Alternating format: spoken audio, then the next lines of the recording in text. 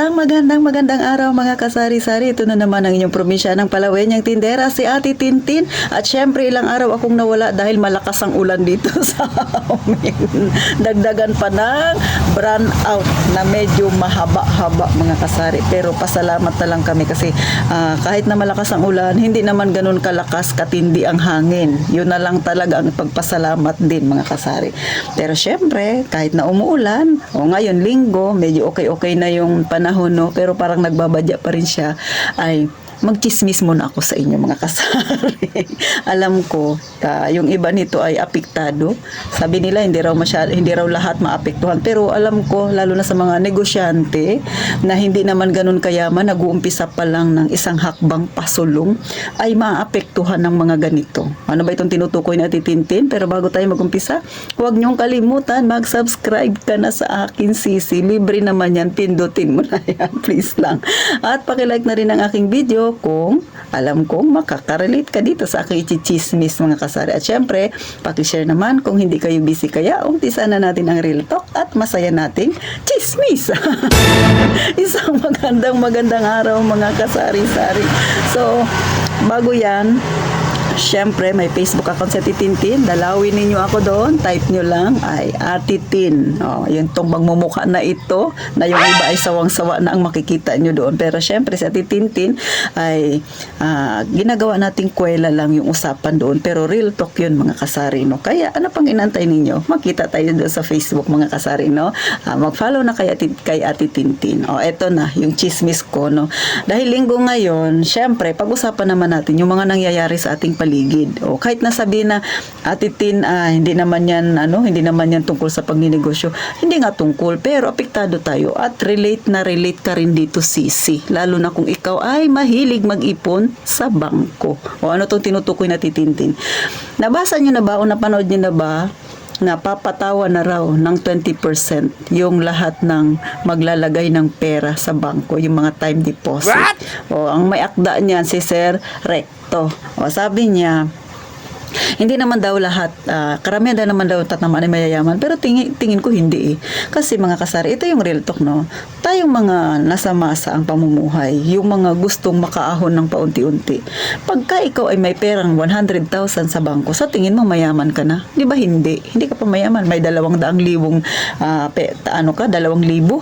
mahigit 200,000 piso, mayaman ka na? Hindi, kahit pa umabot yan ng 500,000 or kahit na may 1,000,000 ka pa sa bangko, hindi ka pa mayaman. 1,000,000 yan madaling gastusin. Bagamat si Ate Tintin, hindi pa ako nagkakaroon ng ganyang pera. Pero alam naman natin, sa mahal ng bilihin at lahat ng bilihin ay pataas ng pataas, kung may 1,000,000 ka na nakatago sa bangko, sabay hindi ka pa mayaman. Sino nakaka-relate? Mga kasari. Tayo nga, ito nga tindahan natin, di ba? Maliit lang yan. Pero pag bumili ka ng paninda mo, umaabot ng 30,000, minsan umaabot ng 40,000, pero hindi ka pa mayaman. Di ba? Nag-uumpisa ka palang mag-ipon, nag-uumpisa ka palang paunti-unti hakbang pasulong para makasurvive. Survival pa lang yung buhay natin. Ngayon, ang gusto nilang mangyari, ayon doon sa nabasa ko, ay papatawa ng 20% tax yung mga nag-iipon sa bangko. Wala na nga halos nag-iipon sa bangko, tapos magpataw pa sila. Di mas lalo nang wala nang sisipagin talaga na mag-iipon, maglagay ng pera sa bangko. Ikaw, sisi, napanood mo na ba yun? Sa YouTube ko lang yung nakita, i-scroll ko, Siyempre, may pinapanood rin naman tayong ibang mga content creator. Hindi naman lagi na pinapanood ko yung sarili ko. So, yun ang nabasa ko at nakita ko na dalawa sa bangko raw ay mag-uumpisa ng magpataw ng 20% tax mga kasari. So nakakalungkot, di ba, yung balita na yan? So akalaan niyo mga kasari, ang interest pag naglagay ka ng pera sa bangko ay napakaliit lang. Pero kung ita-time deposit mo, medyo malaki daw. So naisip ko, yung pera ko, kasi nag-usap kami ng bank manager nung nakaraan, siguro mga nasa 3 weeks na. Bala ko kasi i-time deposit yung aking naipon na pera. Kasi si Ate Tintin ay sinaunang tao ako. Ako yung tao na ayaw kong ATM ang ginagamit. Gusto ko passbook kasi para nakikita ko manually yung aking pera. And then, ayaw ko rin mag-ATM ATM kasi ayoko yung naglalakad ako, may naisip akong pera sa ATM kasi madaling gastusin. Pag mamimili ka, wala kang ang cash, meron ka namang card, swipe ka lang. Kaya para sigurado talaga na hindi ko siya magagalaw, syempre tatama rin akong pumunta ng bangko dahil pipila ako sa passbook sa bangko ko siya na nilagay. Passbook yung aking ginagamit mga kasari kasi yun ay gagamitin ko para makapagpatayo ako ng bahay. So paunti-unti, hindi ko alam kung kailan ako makapagpatayo ng bahay doon sa taas kasi may lupa ako doon. Bala ko gawing boarding house, hindi ko alam kung kailan pa luluubin ng Panginoon na mangyari yun. Pero syempre at least paunti-unti ay makapag-ipon tayo. Pero dahil nga yung pera natin ay may sinasabi silang inflation, tapos magpataw pa sila ng 20% tax sa mga magdi-deposit ng pera, yung time deposit. So tingin nyo, worth it pa na mag-iwan pa tayo ng pera sa bangko? Di ba hindi na lang tayong mga maliliit na negosyante, no? Gusto natin ibangko yung pera kasi kung magkasunog, at least meron kang pera sa bangko, tapos malayo siya sa magnanakaw. O di ba mga kasari, yun yung mindset ako, yun ang mindset ko na in case of emergency may mahuhugot ka. Pero paano yan, no? Kaya sabi nga nila dun sa balita, ang tatamaan naman daw ay mayayaman. Tingin ko hindi, kasi karamihan na nagbabangko mga kasari, yung mga kagaya natin na nasa masa na isang hakbang pasulong paunti-unti. Kasi yung mga mayayamang tao, hindi yan basta nag-iiwan ng pera sa bangko, ini-invest nila yan. O di ba mga kasari? At syempre, kung saan-saang mga negosyo nila yan inilalagay yung kanilang pera. So tayong mga nasa masa, tayo yung paunti-unti nag-iipon, nilalagay sa bangko para pag may gusto tayong bilhin na, halimbawa gusto mo magpatay ng bahay, gusto mong bumili ng lupa, may ipon ka. Pero kung papatawan nila ng 20%, abay ibang usapan na yan, parang gusto ko nang withdrawin yung pera ko. Ikaw na nanood sa akin, alam mo na ba itong chismis na ito? Mainit-init pa. Lahat tayo apektado mga kasari. Kaya ko lang naman ito na i-chismis sa inyo para hindi lang ako yung may burden. Pati kayong nanonood kay Ate Tintin, sama-sama tayong mga chismosa. Mga kasari, no? So, syempre napaisip din ako. Ngayon, nag-iisip tuloy ako na, ano ba yun? Kukunin ko na ba yung pera ko sa bangko? Kasi, akalain ninyo, magkano lang ang interest, no? Sa totoo lang, ako mga kasari, no? Nag-ipon ako ng pera sa bangko, hindi dahil sa interest na hinahabol ko. Kasi alam ko naman napakaliit. Kung tutuusin, no? Kung ikukumpara mo yung nag-Gcash ka, tapos doon sa bangko, mas malaki pa yung kita na kikitain natin kapag nag-Gcash ka, kumpara mo sa bangko. Totoo yan. Kasi ang 1,000, 20 pesos. Pero sa bangko, hindi kikita ng 20 pesos yung 10,000 mo. Promise, mga kasari, hindi kikita. Alam ko yan. Sa may mga bangko dyan, alam nyo ba yun? Di ba? Hindi kikita. Pero yung Gcash, gagamitin mo yung pera mo sa Gcash, ang 1,000, 20 pesos ka agad. So, ang 5,000, 100 ka agad. Pitik-pitik ka lang doon sa cellphone, no?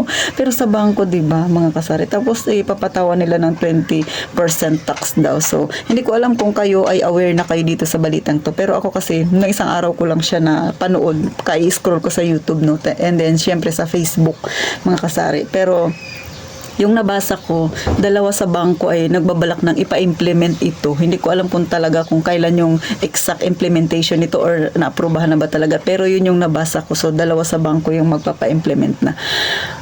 Nakakalungkot. Kasi, syempre, sa atin mga nagninegosyo, yung bangko kasi pinakatakbuhan natin para paunti-unti tayong makapag-ipon. Lalo na yung iba takot na magkaroon ng ipon sa bahay. Kasi nga, syempre, alam naman natin na prone sa magnanakaw. Hindi lang basta magnanakaw na mga tagalabas na ibang tao. Bagkus prone din sa mga kasama mo dyan na mahilig, mangupit, mga kasari. So, kayo ba? Ano yung damdamin ninyo mga kasari? So, ako para sa akin, no, yung kasing inipon ko ay para yun sa aking bahay. So, ang kalaban na nga natin kapag nag-iipon tayo ng pera ay inflation, di ba? Yun na nga yung kalaban natin. Tapos ganito, papatawan pa ng 20% tax. Napakalaki mga kasari, di ba? Napanood ko yun sa isang nag-comment, no? Sabi niya doon sa interview, yung sigarilyo noon ay hindi pa ganun kataas. No? Pinatawan nila ng napakalaking tax para matigil ang paninigarilyo, pero hindi naman natigil. Di ba? Mas naging dahilan pa nga yun yung iba, sa totoo lang dito sa amin, no?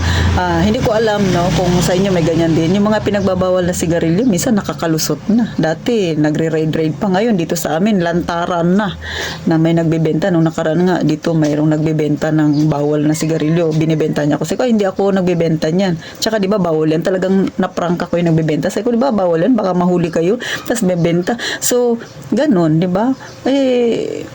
Yun ang gusto nila noon na para matigil ang paninigarilyo, pero hindi naman natigil. Ito, anong gusto nilang gawin na magbigay sila ng 20% tax sa pag-iipon sa mga gustong mag-ipon sa bangko, sa mga nagta-time deposit, ipagbawal na rin para matigil na rin yung pag-iipon.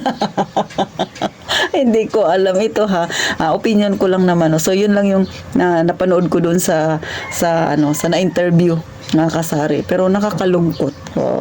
Sabihin nyo na masyado si Ate Tintin na nag-overthink. Pero ganun talaga mga kasari. Kasi ang alam ko, hindi lang basta mayaman. Tayong mga nasa masa na nag-uumpisa pa lang, isang hakbang pasulong, nangangarap pa lang na makabili ng ganito para sa future natin, na pag tumanda natin, hindi natin kaya. Kasi katulad ako, bala ko magpatayo ng maliit na boarding house para pag tumanda na ako, mayroon pa rin akong income na pakonti-konti, mabubuhay pa rin ako. Tapos ganito yung senaryo na mangyayari, ay, di ba, medyo hindi siya maganda. Kaya nakakapag-isip ako, tama ba yung aking pera ilagay ko sa bangko o ipang GCash ko na lang dahil mas malaki pa ang tutubuin mga kasari.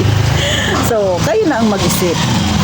Sa akin, sineshare ko lang naman mga kasari, no. Ito ay totoo, realidad na nangyayari sa ating paligid na pwede nating pag-usapan. Lalo na tayong mga tindero-tindera na maghapon tayong babad sa tindahan. Pagod na pagod ka sa paghahanap buhay. Gusto mo lang makapag-ipon pero ito narinig mo yung ganitong balita. So hanggang dito na lang si Ate Tintin. Sineshare ko lang sa inyo, chinichismis ko lang sa inyo para hindi lang ako yung may burden, pati ikaw na nanonood. Mapaisip na rin mga kasari kung worth it pa ba na mag-ipon tayo sa bangko. Hanggang dito na lang si Ate Tintin. Makita tayo sa sunod na vlog. At syempre, huwag niyong kalimutan, i-follow niyo na ako doon sa Facebook, Ate Tin. At syempre, gaya nga ng palagi ko sinasabi, mag-iingat tayong palagi, mga kasari.